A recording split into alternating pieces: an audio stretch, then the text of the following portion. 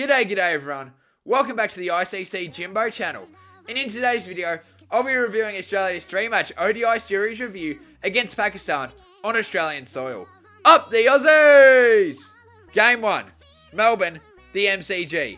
Cricket is back in the land down under as we take on Pakistan. Australia are looking to start this series strong on home turf, and as for Pakistan, they are looking to continue their winning ways after a historic test victory against England. Pat Cummins won the toss for Australia and elected to bowl first.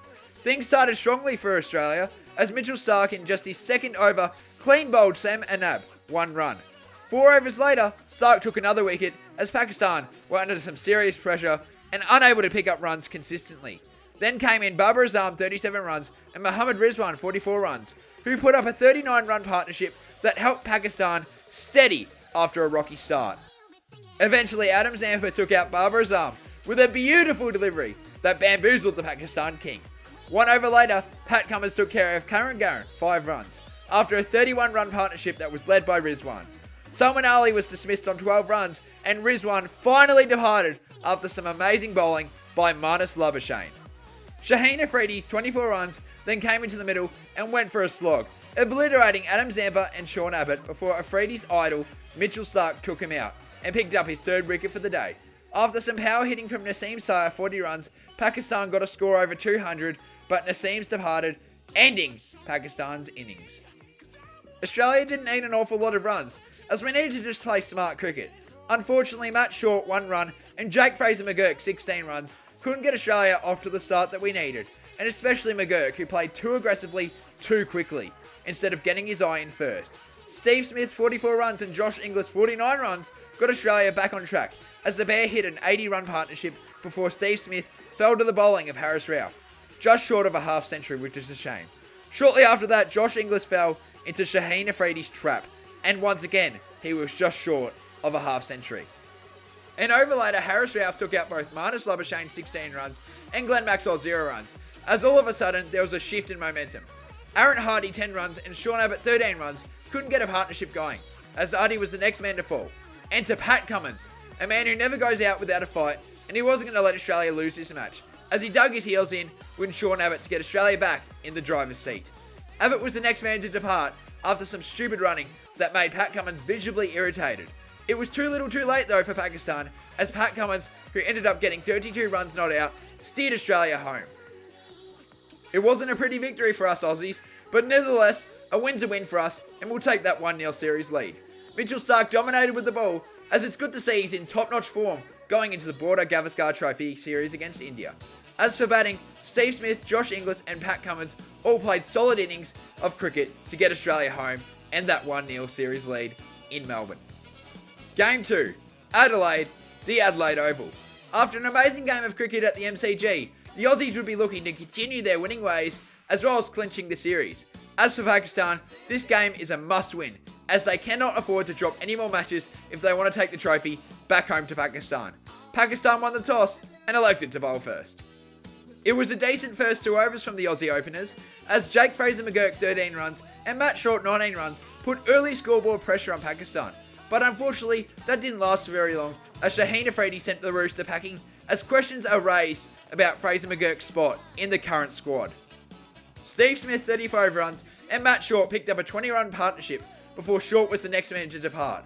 The next man to join Smith in the middle was Josh Inglis, 18 runs, as Australia were relying on these two to once again pick up decent runs. Unfortunately, that was not the case, as Inglis was caught behind by Mohammad Rizwan. From there, it was a complete collapse from Australia, as Marnus Labuschagne 6 runs was unable to fire. Shortly after that, Harris Ralph got the big fish and Steve Smith out, which put Australia into panic mode. No one was able to fire, as Aaron Hardy 14 runs, Glenn Maxwell 16 runs, Mitchell Starc 1 run, and Pat Cummins 13 runs all fell cheaply for Australia. A couple of late boundaries from Adam Zampa 18 runs got Australia to a better score, but it simply wasn't enough from us. Kudos to Harris Ralph, who picked up a fifer. It was truly amazing to see from the former Melbourne star. In order for Australia to somehow win, we needed wickets quickly, but that never occurred, as Sam Anab 82 runs and Abdullah 64 runs not out got Pakistan to a flyer of a start, as the two were smacking everything they could and making the most of the short boundaries in Adelaide. Like our batting, Our bowling was also disappointing, as there were so many simple errors made from the Aussie bowling attack that resulted in boundaries for Pakistan. Adam Zampa finally got a breakthrough for the Aussies, but it was far too late as Pakistan comfortably got home with 141 balls remaining. There were no real positives out of this match. It was just an extremely disappointing performance all round, and a reality check for the Aussie lads. Completely unacceptable and forgettable performance from everyone besides Steve Smith's 35 runs, as he's looking in good nick for the upcoming Border Gavaskar Trophy against India in the Test arena. So to many people's surprise, this series will go down to the final match to decide a winner. Game 3, Perth, Optus Stadium. It's the series decider in Perth. A new look Australian squad led by Josh Inglis are searching for a victory to win this series to kickstart a massive summer of cricket. Pakistan, on the other hand, are looking to win their first bilateral series in Australia in 22 years. Pakistan won the toss and elected to bowl first. Matt Short 22 runs and Jake Fraser McGurk 7 runs needed to get Australia early runs without losing any wickets. Unfortunately, that wasn't the case as Fraser McGurk departed in just 3 overs, and that means that his critics are getting louder and louder about his spot in this ODI team. Aaron Hardy 12 runs after playing some decent shots was unfortunately soon to follow, and the Australian public were bracing for another embarrassment. Matt Short wasn't doing that bad and was actually playing some decent ODI cricket, but there was absolutely no one around him to help him, as captain Josh Inglis was the next man to fall on 7 runs. Cooper Connolly 7 runs was the next man to join Matt Short in the middle, but unfortunately that partnership didn't last long, as Matt Short got sucked into one of Harris Ralph's traps, resulting in another wicket. To make matters worse for the Aussies, Connolly had to retire hurt after a nasty knock into his gloves. Cooper Connolly then went for scans and took no further part in this match. Australia were banking off the 2 Melbourne Stars to get them a decent score, as Marcus Stoinis 8 runs and Glenn Maxwell a duck were realistically our only hope. Unfortunately for us, Glenn Maxwell had absolutely no intention in sticking around for very long, as Harris Ralph took out the big show for the 3rd time in this series. Marcus Stoinis didn't help Australia's cause as he departed on 8 runs of 25 deliveries, which is completely unacceptable. To everyone's shock, it was Sean Abbott 30 runs and Adam Zampa 13 runs doing Australia's dirty work, as they hit a 30-run partnership before it was Zampa's turn to depart. Abbott and Spencer Johnson 12 runs not out, then hit a 22-run partnership, and they were actually looking decent before Abbott had to go. 2 balls later, Lance Morris departed on a duck, and that was the end of an extremely disappointing and disastrous Australian innings. Like Game 2, Australia needed quick wickets, and like last game, that did not occur, as Senab Anab 42 runs and Abdallah 37 runs continued their dominant batting from last game, as Australia had absolutely no answers to combat these two, who took their time and set up what looked to be an easy run chase. However, there was a small glimmer of hope for the Aussies, as in the 17th over, the wild thing Lance Morris didn't just pick up 1 wicket, but he picked up 2 wickets for Australia, and to give us a slight chance of a miracle.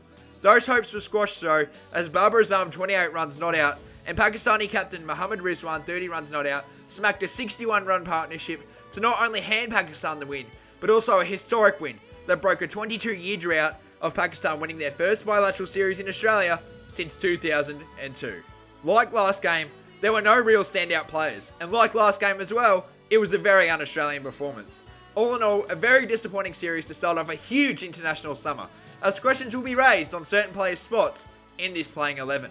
This series was a reality check for the Australians, and things need to be changed before the Champions Trophy in Pakistan next February.